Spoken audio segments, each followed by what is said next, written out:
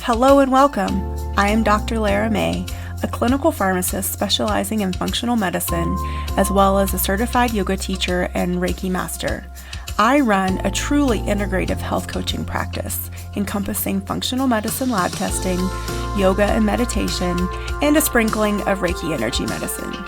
Join me here on Light Body Radio to break through your health plateau and come into alignment with your natural vitality.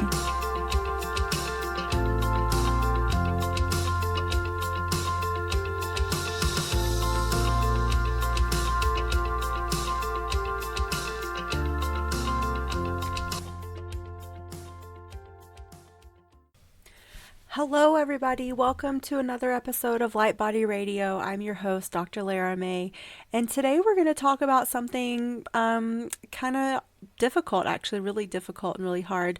I really wanted to talk about addiction, and with the holidays coming, I think probably all of us that are listening know someone that has struggled with addiction. Maybe we ourselves have been that person or someone struggling with addiction, whether it's alcohol, drugs, sex, shopping, social media, digital, something, video games. Really, any of those things can spiral into an addictive pattern if we let them, if we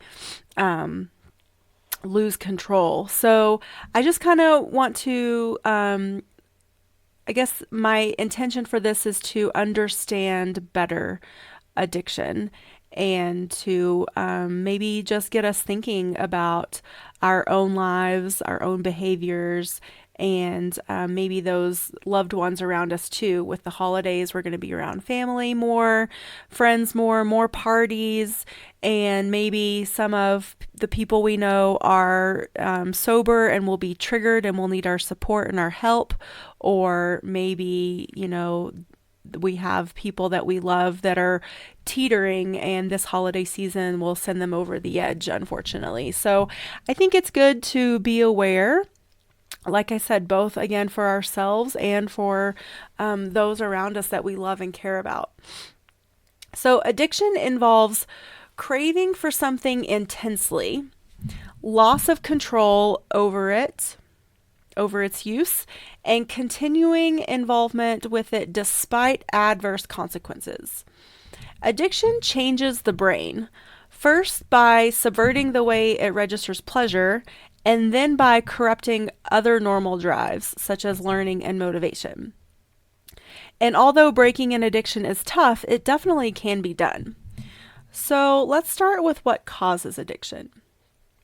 The word addiction is derived from the Latin term enslaved by or bound to, and anyone who has struggled to overcome an addiction can definitely relate to these words.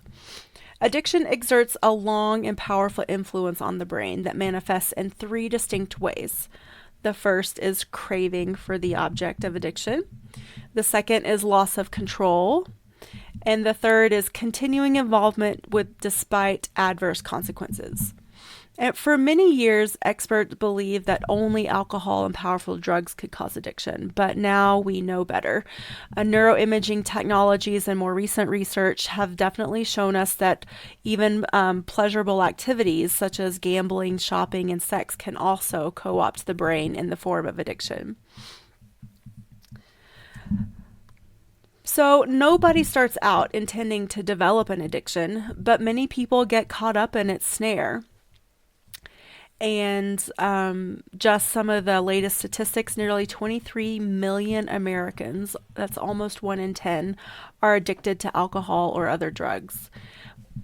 In the 1930s, when researchers first began to investigate what caused addictive behavior, they believed that people who developed addictions were somehow morally flawed or lacking in willpower. And now we know that that's just not the case. And even when we're talking about food addiction, willpower is only one element. Today, we recognize addiction as more of a chronic disease that changes both the brain structure and its function.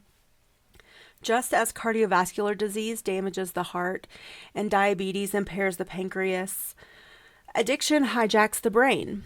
And this happens as the brain goes through a series of changes, beginning with recognition of pleasure and ending with a drive towards compulsive behavior. The brain registers all pleasures in the same way, whether they originate with a psychoactive drug, a monetary reward, a sexual encounter, or a satisfying meal. In the brain, pleasure has a distinct signature: the release of the neurotransmitter dopamine. Dopamine release in one area of the brain is so consistently tied with pleasure that neuroscientists refer to the region as the brain's pleasure center. All drugs of abuse, from nicotine to heroin, cause a particularly powerful surge of dopamine in this pleasure center. The likelihood that the use of a drug or participation in a rewarding activity will lead to an addiction is directly linked to the speed with which it promotes dopamine release, the intensity of that release, and the reliability of that release. Even taking the same drug through different methods of administration can influence how likely it is to lead to addiction. Smoking a drug or injecting it intravenously as opposed to swallowing as a pill, for example, generally produces a faster, stronger dopamine signal and is more likely to lead to drug misuse. Addictive drugs provide a shortcut to the brain's reward system by flooding this area with dopamine. A different area, called the hippocampus, lays down memories of this rapid sense of satisfaction, and the amygdala creates a conditioned response to this stimuli. Scientists once believed that the experience of pleasure alone was enough to prompt people to continue seeking an addictive substance or activity. But more recent research suggests that the situation is a little bit more complicated. Dopamine not only contributes to the experience of pleasure, but also plays a role in learning and memory. Two key elements in the transition from liking something to becoming addicted to it. According to the current theory about addiction, dopamine interacts with another neurotransmitter, glutamate, to take over the brain's system of reward-related learning. This system has an important role in sustaining life because it links activities needed for human survival with pleasure and reward. The reward circuit in the brain includes areas involved with motivation and memory as well as pleasure. Addictive substances and behaviors stimulate this same circuit and then overload it. Repeated exposure to an addictive substance or behavior causes nerve cells in the nucleus accumbens and the prefrontal cortex to communicate in a way that couples liking something with wanting it, in turn driving us to go after it. This process motivates us to take action to seek out the source of that pleasure. Over time, the brain adapts in a way that actually makes the sought-after substance or activity less pleasurable. So in nature, rewards usually come only with time and effort. Addictive drugs and behaviors provide a shortcut, flooding the brain with dopamine and the other neurotransmitters. Our brains do not have an easy way to withstand the onslaught. Addictive drugs, for example, can release 2 to 10 times the amount of dopamine that natural rewards do, and they do it more quickly and more reliably. In a person who becomes addicted, brain receptors become overwhelmed. The brain responds by producing less dopamine or eliminating dopamine receptors altogether, an adaptation similar to turning the volume down on a loudspeaker when noise becomes too loud. As a result of these adaptations, dopamine has less impact on the brain's reward center. People who develop an addiction typically find that in time, the desired substance no longer gives them as much pleasure, and they have to take more of it to obtain the same dopamine high, because their brains have adapted. This effect we also know as tolerance. So at what point does compulsion take over? It's at this point. At tolerance, compulsion takes over. The pleasure associated with an addictive drug or behavior subsides, and yet the memory of the desired effect and the need to recreate it, the wanting, persists. It's as though the normal machinery of motivation is no longer functioning. The learning process mentioned earlier also comes into play. The hippocampus and the amygdala store information about environmental cues associated with the desired substance so that it can be located again. These memories help create a conditioned response, which is an intense craving in this case, whenever the person encounters those environmental cues. Cravings contribute not only to addiction, but to relapse after a hard-won sobriety. A person addicted to heroin may be in danger of relapse when he or she sees a hypodermic needle, while another person might start to drink again after seeing a bottle of whiskey, or maybe being exposed to their triggering family members. Conditioned learning helps explain why people who develop an addiction risk relapse even after years of abstinence. So, is there hope? Yes, of course. I'm sure you know many people, I do too, that have successful relationships with sobriety in their recovery. But it can be a long road. And like I just mentioned, there can be relapses over many years. And this is because addiction is learned and stored in the brain as memory. So recovery can be slow and even hesitant when it influences when the influence of those memories diminishes, or until the influences of those memories diminish. About 40 to 60% of people with a drug addiction or alcohol addiction experience at least one relapse after the initial step to recovery. And while this may seem discouraging on the surface, the relapse rate is similar to that in other chronic diseases such as high blood pressure, diabetes, asthma, where 50 to 70% of the people each year experience a recurrence of symptoms. So this also parallels back to what I said earlier about it being approached now more as a chronic disease instead of just a lapse in willpower. And there are more and more treatments that exist today. There are more and more support mechanisms. So these can be a combination of self-help strategies, psychotherapy, rehab, and for some types of addictions, there are definitely medications available to help you.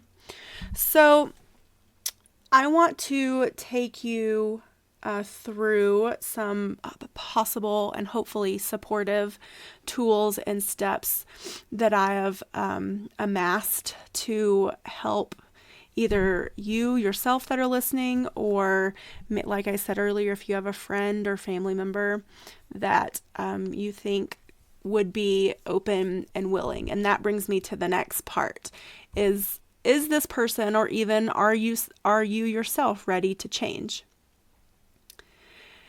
If you have an addiction and you'd like to change your behavior, consider all the costs and benefits of the choices you could make.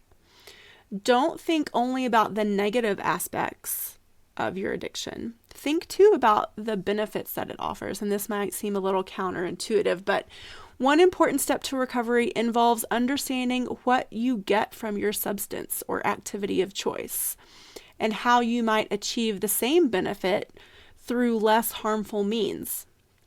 So experts recommend doing sort of a they'll call it their cost-benefit analysis, but really just make a list. Pros on one side, cons on the other.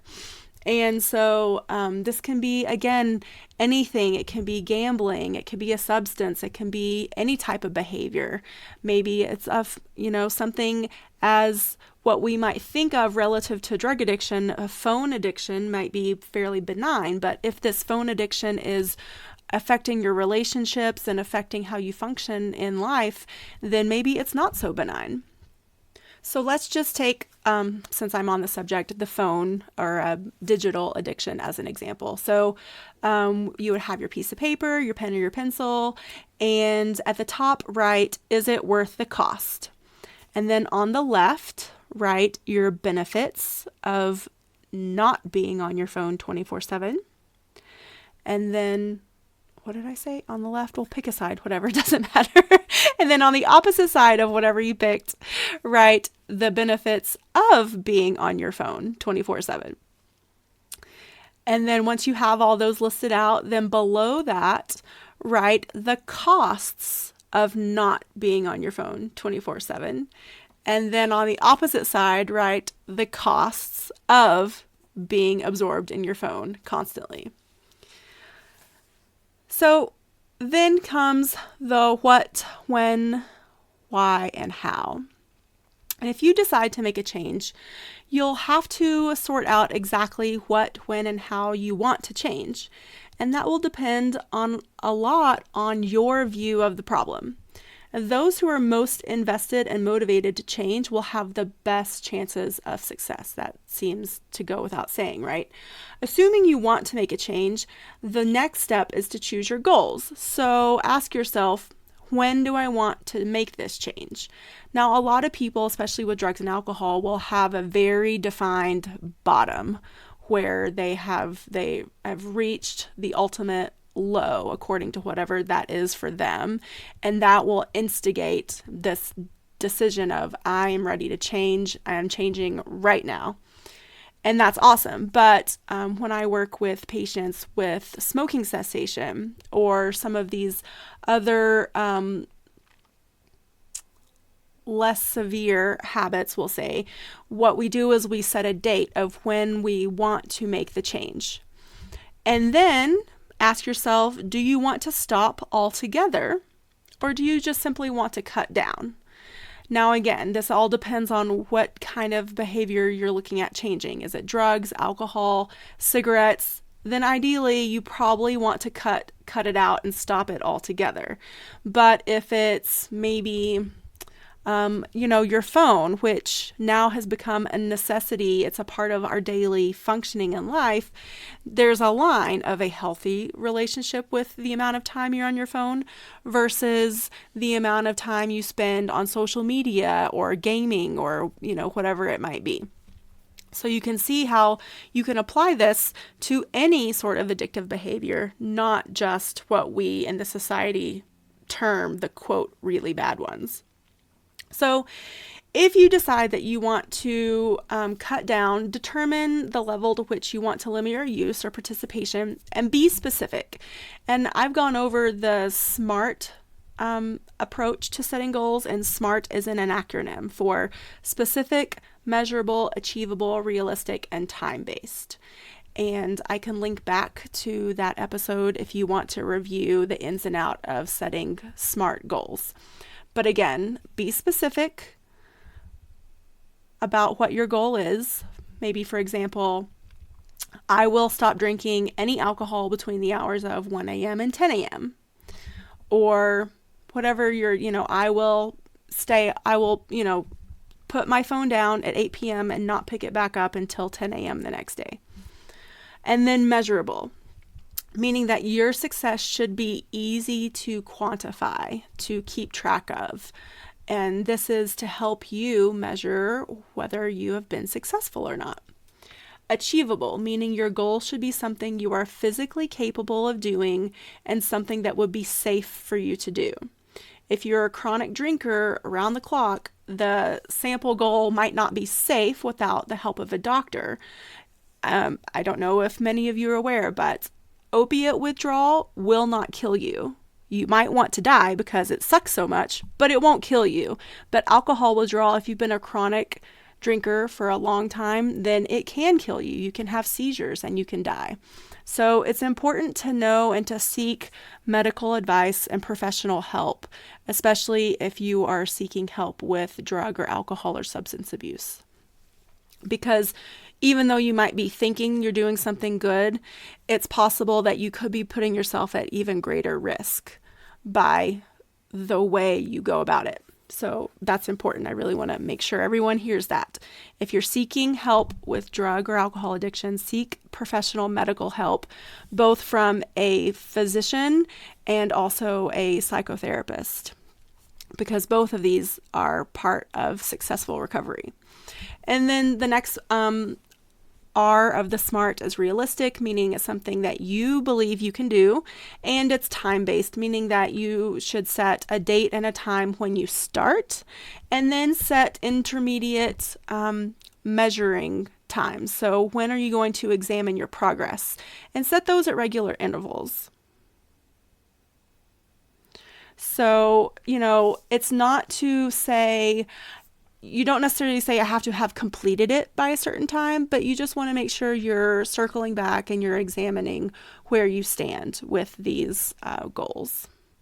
So far we've talked about the science, we've talked about setting smart goals. So now we know that addiction literally changes how our brain works and that it is something that's more of a chronic disease.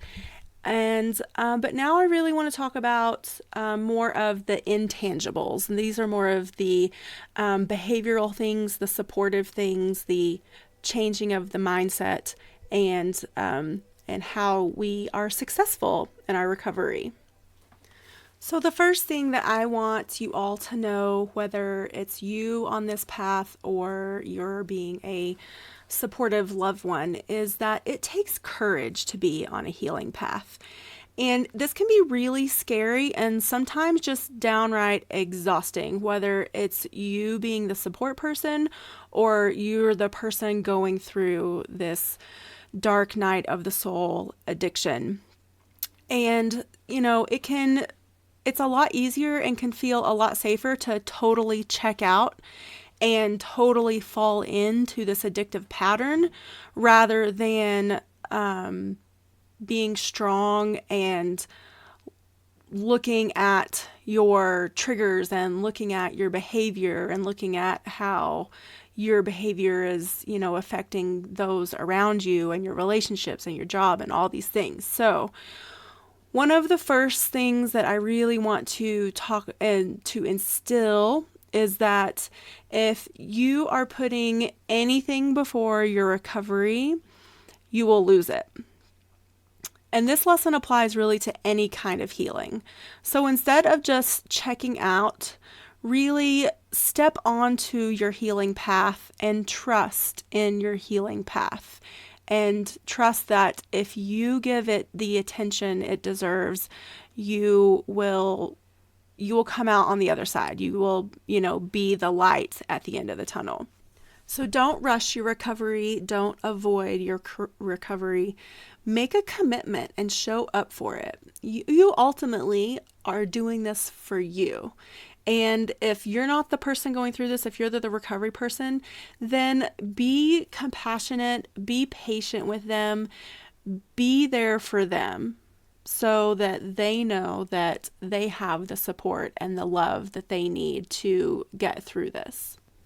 So again, know that what you are doing is courageous and it might not be easy, but you can do this if you are committed to yourself, your recovery, and your love for yourself and those around you.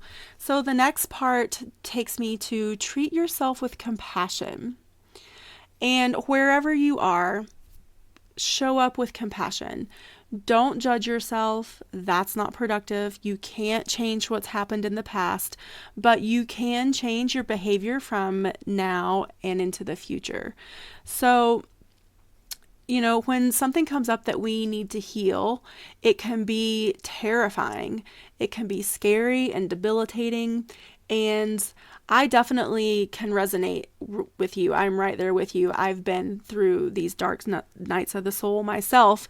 And, you just don't want to deal with it. Sometimes you find yourself like literally paralyzed in bed, not able to get out of bed.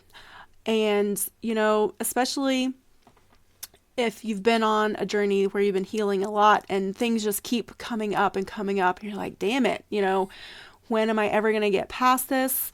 Am I ever going to see the other side of this dark tunnel? And the answer is yes. But you have to start with, again, treating yourself with compassion. And then comes the step of being willing to heal. You have to want this for yourself. We all have our own bottoms, and one of the things that I've come across in my research about recovery and my exposure to different journeys through recovery is that you cannot deprive someone of their bottom. So, let's say that you have a friend or family member and you can just see them spiraling, but they don't want it. They're not ready. They're not there yet, unfortunately. And as much as it pains you to see them going through this, There's really nothing you can do for them except being loving and supportive until they've hit their bottom and they're ready to change. So you have the person going through the recovery has to want it for themselves. They have to have hit their own bottom and made the choice to start making changes. But all it takes is the slightest willingness, and the slightest willingness will start opening doors. That slightest willingness will enable them to pick up the phone, to go to a meeting, to go to a therapy session.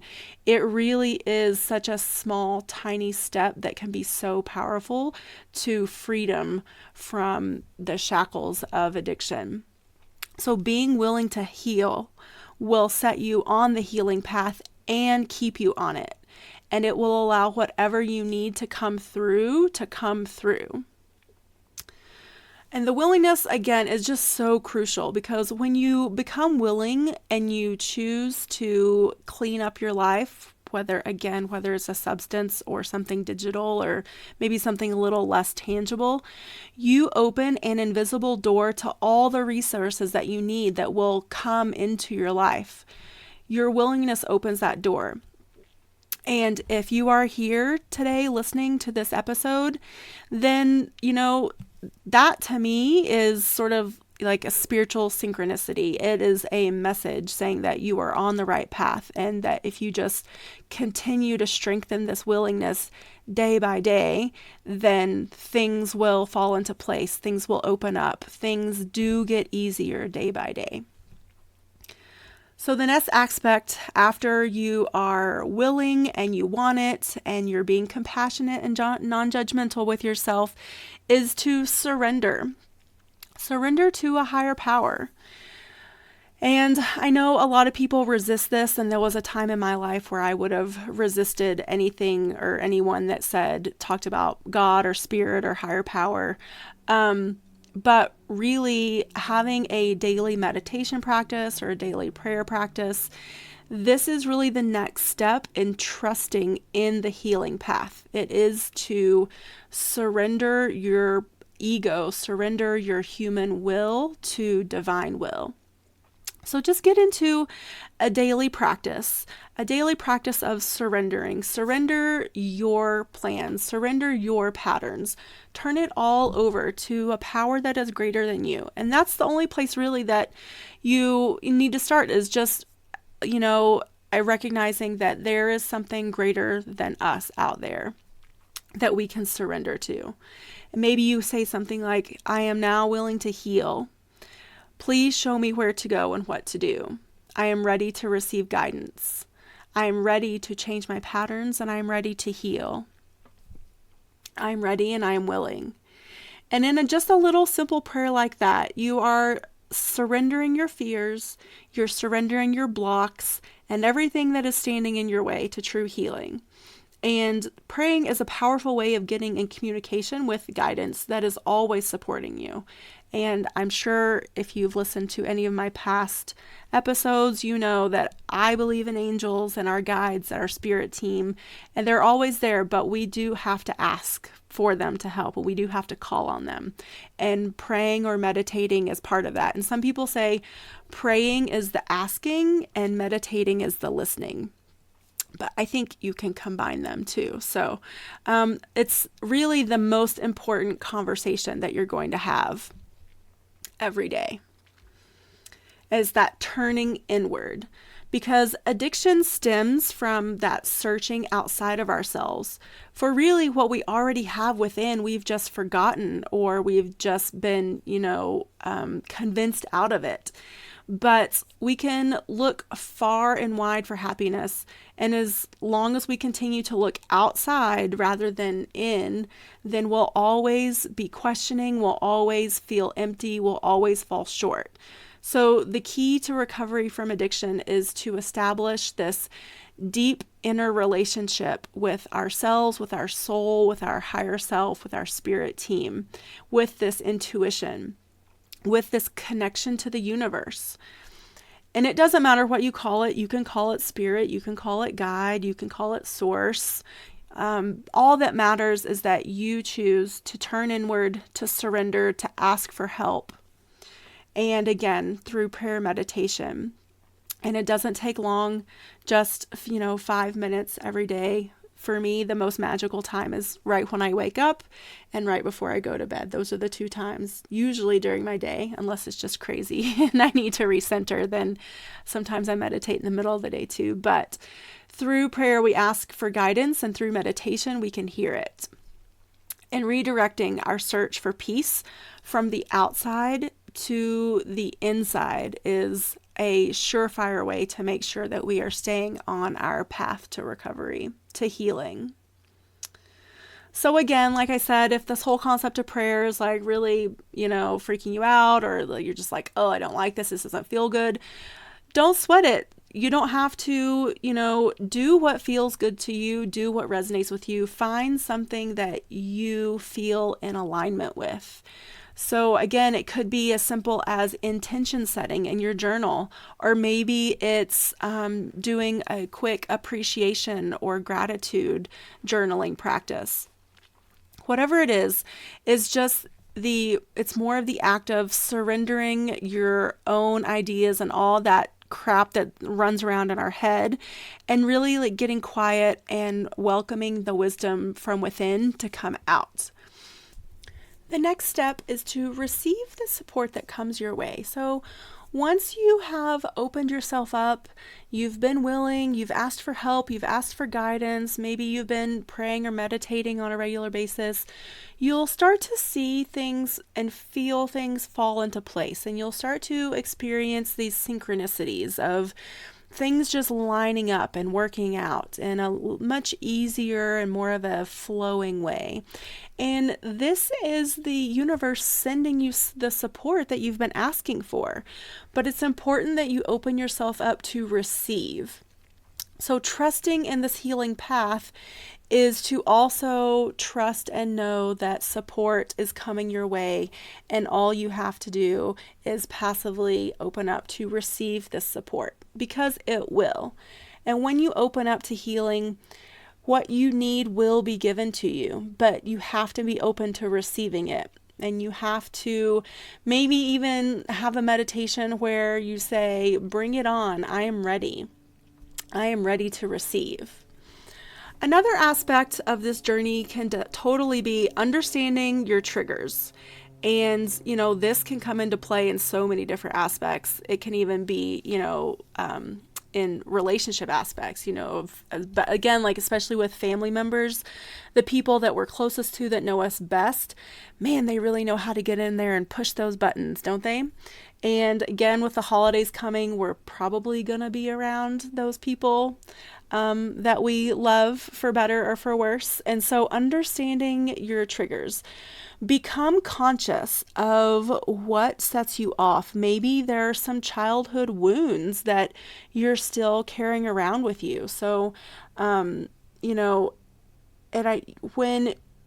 let's say, like, you don't live in the same town that your family is, but you go home for a holiday, and it just seems like sometimes you're just thrown back into this role of, whichever sibling you were, whether you're the oldest or the youngest, or maybe you're stuck in that path of the family always, like, perpetually sees you as like this, like, 17-year-old kid always in trouble, or, whatever it is. But just being able to witness them and see them again, this time through a non-judgmental and compassionate filter, that can be so life-changing, because once you recognize it, then you're able to choose a different behavioral response. You don't have to, let's say, like, lash out or get defensive or drink to, make these feelings go away, or get high, or whatever it is. You can say, I recognize this. I am not this person anymore.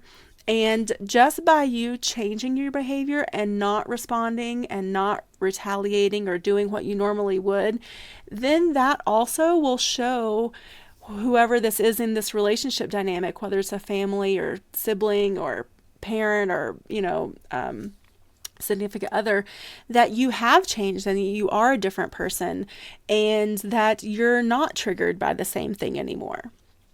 So, the another aspect of this that can be really helpful, especially during really trying times, is finding that support, finding that friend, that loved one, someone that has been through a similar experience and that can totally relate. And Gabrielle Bernstein calls these spiritual running buddies. So it can help if it's someone also that has a similar spiritual practice as you do. But really, it's all about you. When you make these shifts in your life, your energy changes and you will attract new people. And so your family or your friends might notice, hey, you seem different since you put down that drink, or, like you're not getting high on a regular basis anymore, or whatever it is. And that's okay. You're not better than anyone. You've just chosen to wake up. And so you'll notice that you're, who you vibrate, what I call, like, you vibrate in people and you vibrate out people. And that just means that wherever it is that you're hanging out on your energetic level, you're going to attract those same people. So if all of a sudden you wake up one day and you're like, damn, there's a lot of negative people around me, maybe take that as a cue, especially if you don't want to continue to feel that way, to maybe like look to see, are you doing a lot of commiserating? Are you also sort of perpetuating some negative attitudes and negative behavior? And take that as an opportunity to examine and to maybe choose again. So I have definitely, again, throughout my journey, have found that when I have a spiritual running buddy, that it makes life a lot easier to deal with, for lack of a better way to put it. So because regardless of what's happening, either with work or with a significant other, I always have that person that I can say, hey, this happened, but instead of, reacting or retaliating, I did this instead. Or, man, this really triggered me today, but at least I recognized it. And, sometimes we still go down the rabbit hole, and that's okay. But just having that person that really, loves us unconditionally and doesn't judge us, and also sees us with that same compassion, it helps us cultivate those things in ourselves. So again, find those friendships, find those people, find those spiritual running buddies. And, at last but not least, take every day, one day at a time. Take your recovery one day at a time, because every day is different. And if we start looking out into, the future, then all of a sudden we can get really overwhelmed and really scared and really sometimes defeated. And, maybe even think, well, what's the point of even getting started? But really, it is a 1 minute at a time thing. It's a 1 day at a time approach, and no changes happen overnight with anything, regardless of what you're doing. So again, don't rush it, don't avoid it, and make the commitment to show up for yourself and be present in each moment, because that's when we can really make those changes and we can make that progress, is when we're present. Even when we are catching ourselves in our old cycles, that is when the magic is happening, because we can say, oh my God, this usually would have thrown me down this spiral, but today I chose something different and I didn't do it.